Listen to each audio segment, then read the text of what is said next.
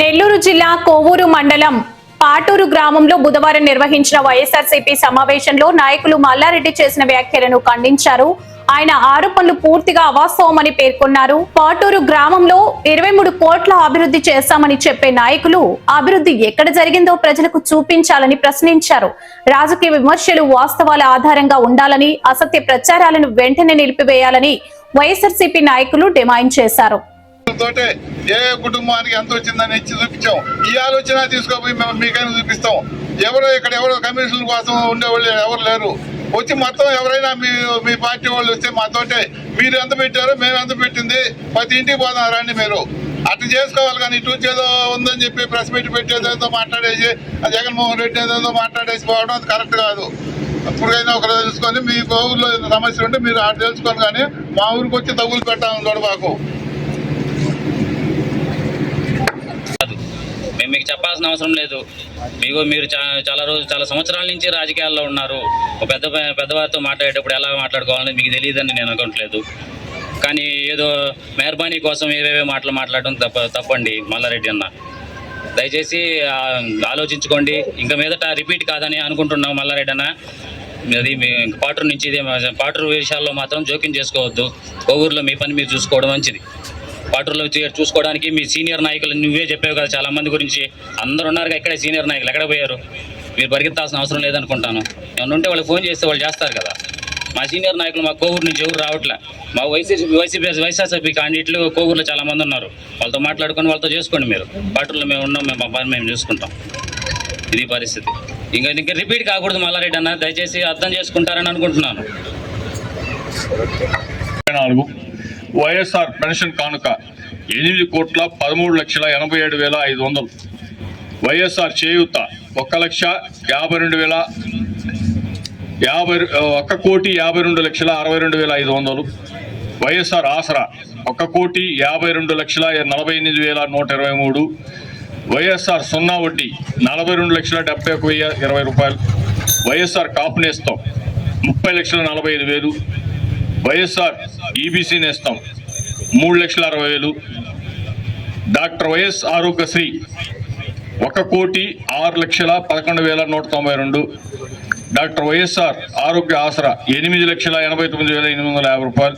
Housing నేరుగా లబ్ధిదారులకు నేరుగా చెల్లింపులు 1,37,18,172. వైఎస్ఆర్ బీమా 24,30,000. వైఎస్ఆర్ వాహన మిత్ర 22,50,000.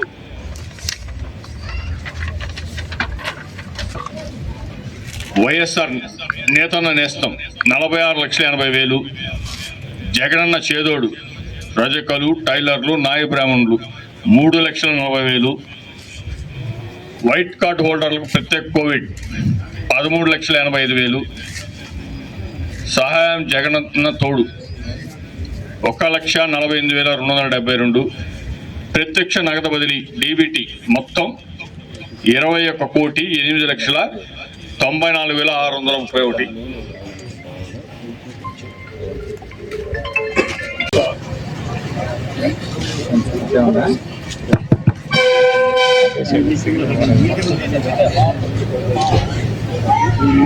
విలేకరుల సోదరులకు, కార్యకర్తలకు, నాయకులకు నమస్కారములు.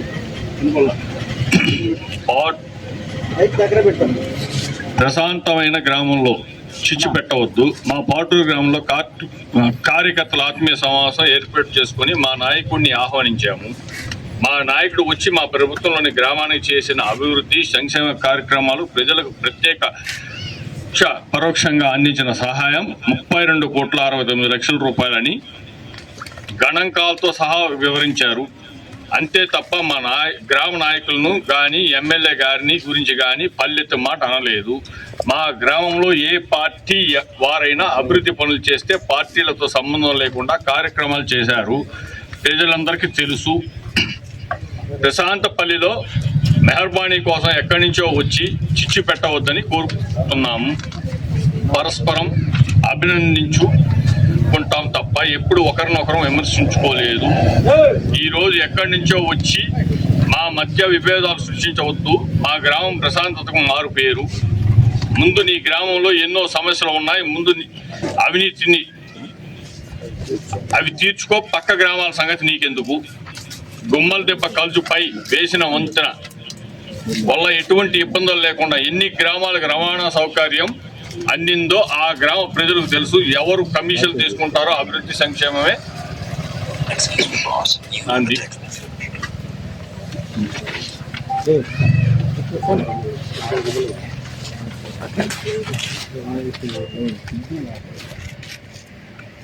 ప్రత్యక్ష నగదు బదిలీ పథకాలు. జగనన్న అమ్మఒడి 2,12,97,499. జగనన్న విద్యా దీవెన 84,44,621. జగనన్న వసతి దీవెన 36,56,749. 1,750 రూపాయలు. వైఎస్ఆర్ 0 వడ్డీ పంట రుణాలు. గన్నని చెప్పి గన్ను అని అన్నారు. మరి ఈరోజు మళ్ళీ మార్చారు కదా మాట. పోలవరం ఎయిర్పోర్టు మొన్న ముగ్గురు ఒకటే కామెంటు, ఎర్ర బస్సు అంటే ముందరే ప్రిపేర్ అయ్యి వచ్చారు. ఏంది ఎర్ర బస్సు గురించే మాట్లాడాలని. దయించి అర్థం చేసుకో. దయచేసి పాటూరులో ఏదన్నా నీకు చెయ్యాలనుందా మంచి చెయ్యి. గ్రామంలో మేము అందరం నాయకులు ఆ 6 రోజుల తర్వాత గ్రామ కార్యక్రమాలు కానీ దేవుళ్ళు కార్యక్రమాలు కూడా కలిసే చేసుకుంటాం, మాట్లాడుకుంటాం, కలిసే చేసుకుంటాం. ఈ రోజైనా ఈ ప్రభుత్వంలో కొన్ని వర్కులు జరుగుతుంటే ఎంపీటీసీ కానీ సర్పంచ్ గారు కానీ సంతకాలు పెట్టినాయన్ని మీరు వివరంగా చూసుకోండి. అసభ్యకరంగా ఇక్కడికి వచ్చి ఏదో నోరు ఉందని చెప్పి ఇష్టం వచ్చి మాట్లాడడం అది సంస్కార పద్ధతి కాదు. తెలుసుకో, బాగుపడతావు. జై హింద్. Thank you. జై జగన్. అరిస్తే కుక్క ఒకసారి కరుస్తుంది, తర్వాత ఏం చేస్తారా? కర్రలు తీసుకొని తరవుతారు. అది తెలుసుకొని పద్ధతిగా మాట్లాడు. స్టేజ్ మీదంట ఎవరు లేరంట. బాగా చూడు నువ్వు వీడియో. కరెక్ట్గా చెప్తున్నా. అతిథులకి మేము మర్యాద ఇవ్వాలా. ఏంటి మా సంస్కారం అది. అతిథులు మా పార్టీ అతిథులు వస్తే అందరిని కూర్చోబెట్టాం స్టేజ్ మీద. పక్కన కూర్చోలేదా? మా సర్పంచ్ గారు అదే మా సురేంద్ర అన్న గారు అప్పుడు దాకా ఉండి అన్నా నాకు పనోళ్ళు వచ్చినారు, నాకు ఇబ్బంది, నేను మళ్ళా కలుస్తానని చెప్పలేరు. ఆ అన్న తప్ప ఇంకెవరు లేరు చెప్పండి. అందుకనే నేను ఫస్ట్లోనే చెప్పింది, నీకు కలద్దాలు కొంచెం స్ట్రాంగ్గా చూపించుకో, లెక్కలు కూడా స్ట్రాంగ్గా చూడు. గతంలో ఈ ఊరికి వాటర్ ప్లాంట్ తెచ్చింది ప్రసన్న కుమార్ రెడ్డి గారు. అవన్నీ మా నాయకులు చెప్పేశారు, మిగతా అన్ని లాస్ట్. ఎందుకంటే ఒక చిన్న మాట చెప్తా, మీరు కూడా ఆలోచించండి. మా నాయకుడు చెప్పంగా తూర్పుపల్లిపాలెంలో వాటర్ ప్లాంట్ పెట్టాడు. తర్వాత నార్తుపల్లిపాలెం ప్రజలంతా చాలా నీళ్ళ సమస్యతో, మంచినీటి సమస్యతో, ఎస్పెషల్లీ మంచినీటి సమస్యతో బాధపడుతున్నారని మా పాటూరు నాయకులు 1కి 4 సార్లు మా నాయకుడికి చెప్పగా, ఆయనకి అవకాశం లేకపోయినా ఎక్కడో ఎంపీ గారిని అడిగి నిధులు తీసుకొని వచ్చి ఇక్కడ పని చేయాలని ట్రై చేశారు. ఎవరో ఆపేసిండ వర్క? దాని గురించి మాట్లాడవేమి నువ్వు? చక్రాల దెబ్బ కానీ వినాయక కాలనీకి పోయేదానికి దారి బాగాలేదు, ప్రజలు ఇబ్బంది పడుతున్నారు, కొంచెం ఆలోచన. కొందరైతే మా అపోజిషన్ పార్టీలో పోస్టులు కూడా పెట్టారు. మేము అవి స్వీకరించాం. మేము ఆవేశపడి అసభ్యకరంగా వాదులు, అసభ్యకరమైన మాటలు, నోరుంది కదా అని చెప్పి అట్ట మాట్లాడడం, ఆ పనులు మేము చేయలే. రా చూడు, శాంక్షన్ చేసాం. మిగతా వర్క్ ఎవరు చేయాలా? మీ ప్రభుత్వం వచ్చింది ఇప్పుడు. రా, బైపాస్ ఎట్ట ఉందో చూస్తురా, సచివాలయం ఎట్ట ఉందో చూస్తురా. ఎల్లాపాలెం పోయే దారిలో పల్లిపాలెం నుంచి ఎల్లాపాలెం దాకా వర్షాలు పడితే రేపు ఒక రోజు ఫోన్ చేస్తా కానీ మా నాయకుల చేత ఫోన్ చేపిస్తానా, లేకపోతే మీ నాయకుల చేత ఫోన్ చేపిస్తా. మీ నాయకులు ఏం బాగానే ఉంటారు మాతో. శివన్న, రవీందర్ రెడ్డి, అదిగో మొన్న రీసెంట్గా కూడా వర్కలు జరగాల్సినప్పుడు జీసీనారెడ్డి గారు, ఎంపీటీసీ గారు, మీరు సంతకం పెట్టలేదండి.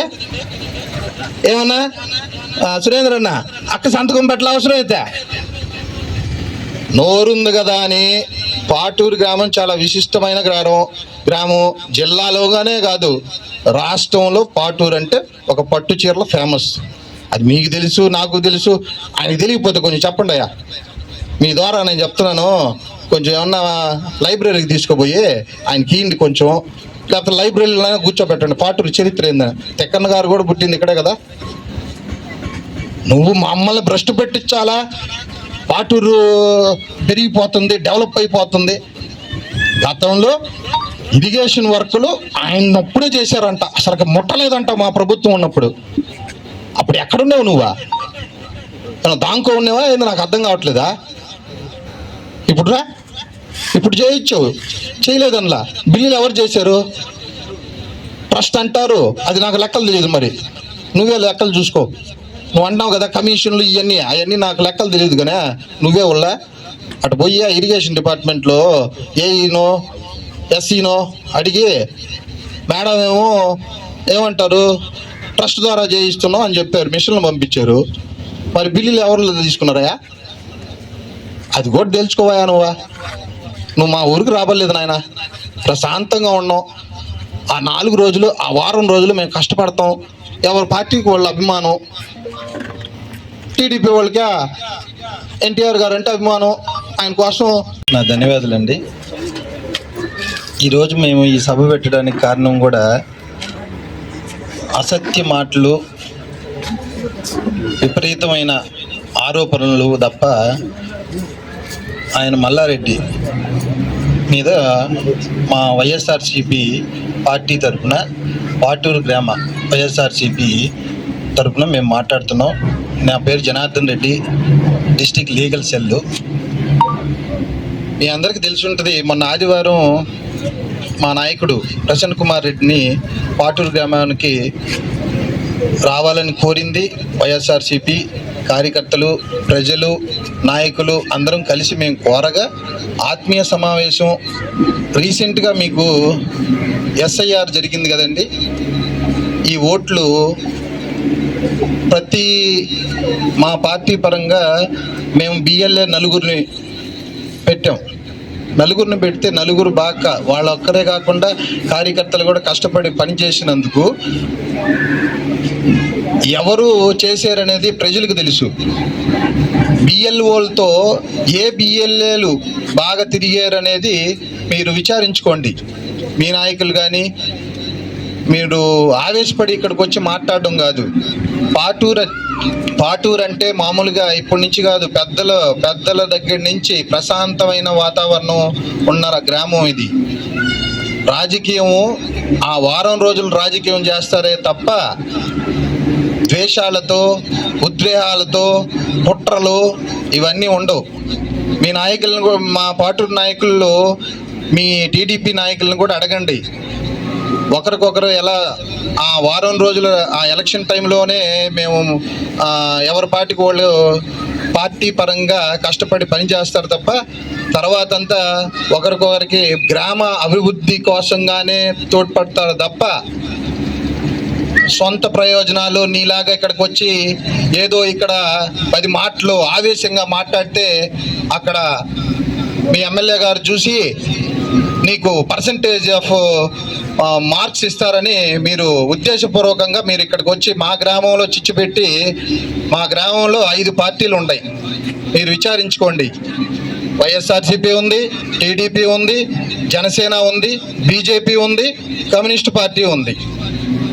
ఎలా ఉంటారు, ఎలా ఉండదు అనేది నువ్వే విచారించుకొని మాట్లాడు. అంతేగాని ఈ గ్రామంలోకి వచ్చి నాయకుల మధ్య చుచ్చు పెట్టి నీ ప్రలోభాల కోసంగా నీ సొంత ఉద్దేశం కోసం లేదా నీకు ఏదన్నా అవసరం కొద్దీ నువ్వు ఇట్లా చిచ్చులు పెట్టి అందరు నీ దగ్గరికి చుట్టూ తిరగతారు అని అనుకోవద్దు.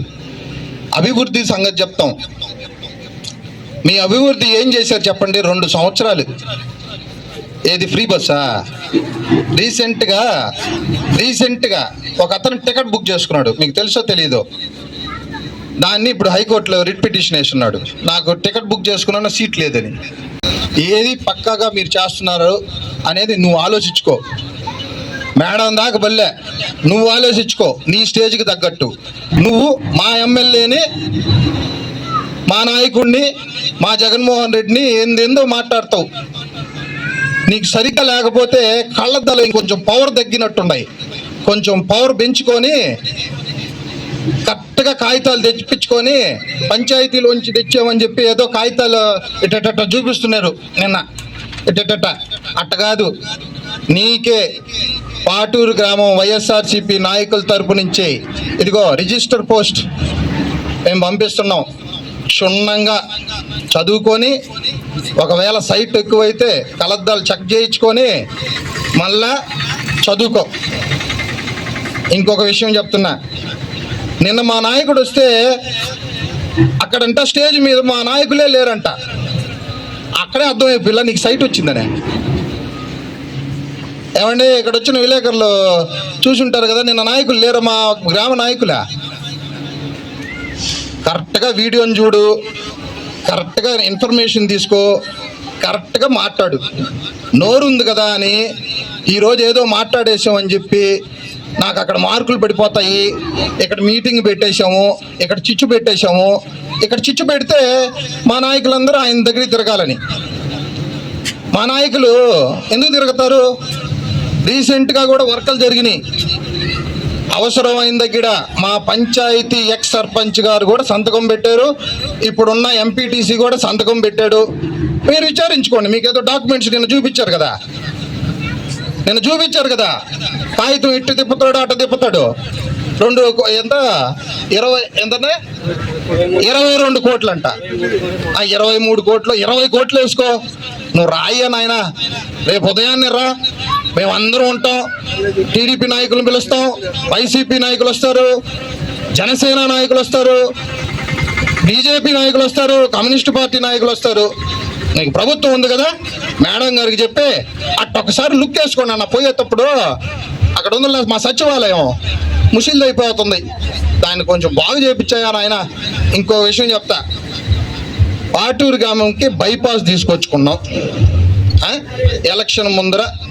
ఏదో దాన్ని మా నాయకులు గతంలో మా ప్రభుత్వం ఉన్నప్పుడు మన జనసేన కానీ, టీడీపీ నాయకులు కానీ, బీజేపీ